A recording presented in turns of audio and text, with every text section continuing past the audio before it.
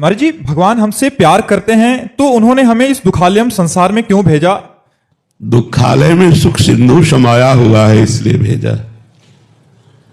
इस दुखालय में जो आनंद सिंधु सुख राशि सीकर तय त्रैलोक सुपाशी सो सच्चिदानंद परम धाम भगवान सबके हृदय में विराजमान है।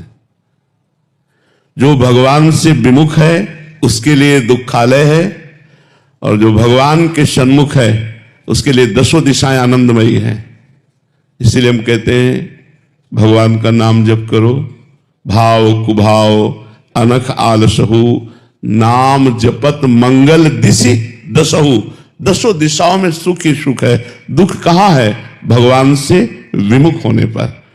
ये दुखालय है भगवान से विमुख होने पर। यदि हम भगवान के सन्मुख हो जाए तो हम तो यही चाहते हैं कि हमारा बार बार जन्म हो, हम मुक्त ना हो, हर बार जन्म हो और वृंदावन वासी बने और प्रिया प्रीतम के उपासी बने और आपके बीच में बैठ के एकांतिक करे ना।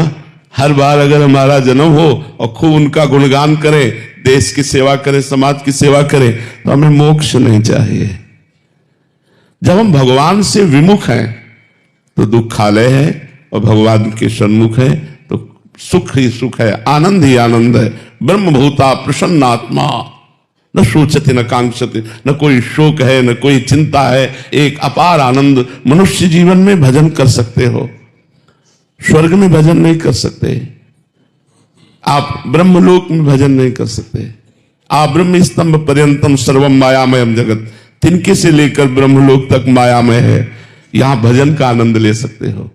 यहां भगवान की लीला कथा सुनकर भगवान से प्रेम करके रो सकते हो, भगवान के प्रेम में तड़प सकते हो। भगवान को प्रेमाधीन भगवान है, उनको अपने अधीन कर सकते हो।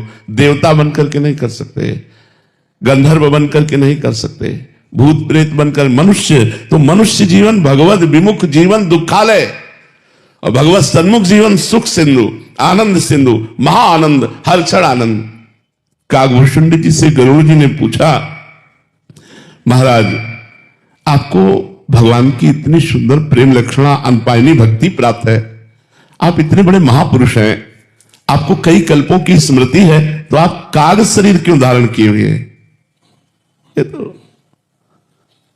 काकभूषुंड जी ने कहा, गरुड़ जी इसी काक शरीर से मुझे भगवान की भक्ति प्राप्त हुई, इसलिए काक से बड़े कल्प के कल्प हो गए, कई बार कल्प बदल गए, लेकिन मैंने अपना शरीर नहीं बदला, क्योंकि इस काक शरीर से भगवान की भक्ति प्राप्त हुई है। कहां दुखालय है?